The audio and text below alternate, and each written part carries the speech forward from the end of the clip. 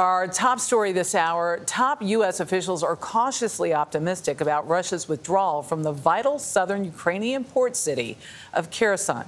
National Security Advisor Jake Sullivan called it a big moment for Ukrainian forces to reclaim the only regional capital seized by Russia and a gateway to Crimea. But despite the major victory, Sullivan said the White House would not push Ukraine for a diplomatic end to the war. Chris Livesay reports.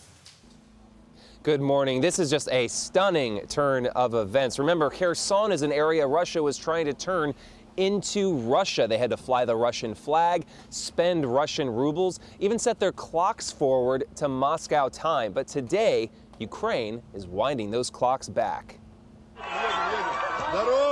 It was the only major city the Kremlin ever managed to hold.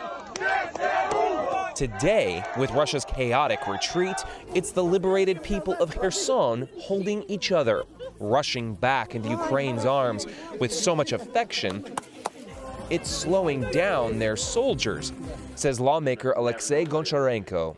They're being stopped by Ukrainians. By Ukrainians, by just local people who are so happy to see our army liberating them that they are stopped with hugs and kisses, and people who are singing Ukrainian anthem with Ukrainian flags. These are people who couldn't sing the Ukrainian anthem for many months. For many months, they could be killed for this. The people of Kherson waited, said President Zelensky. They were right to pin their hopes on Ukraine.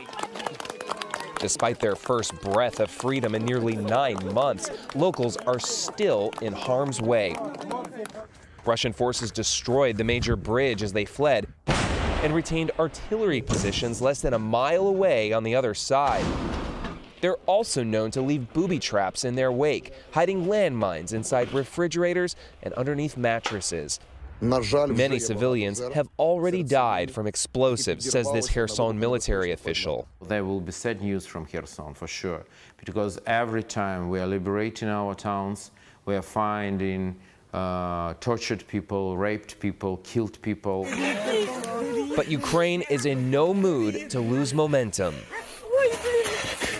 They can kill many more people, unfortunately. That's the reality. But they're moving to a big, big historical defeat. So this is a massive embarrassment for Russia. Oh, yes. Of course, strikes like this one are always a threat. And remember, the Kherson region is the gateway to the Crimean Peninsula that Russia captured way back in 2014. Well, morale here is now so high, many feel they can take it back. Elaine? Chris, thank you. You know, his piece really just underscores that determination and strength of the Ukrainian people. And you see how incredibly grateful they are as well. Well, if this is still going on, I think there was a lot of, with midterms this week, everything else, a lot of people saying, is there less attention on Ukraine? As you see, they're certainly not in Ukraine right now for those involved. Yeah, and if they do continue to move the Russians back, what was it all for? All the death, the destruction, the fact that they've been able to rally is incredible. Really, really remarkable.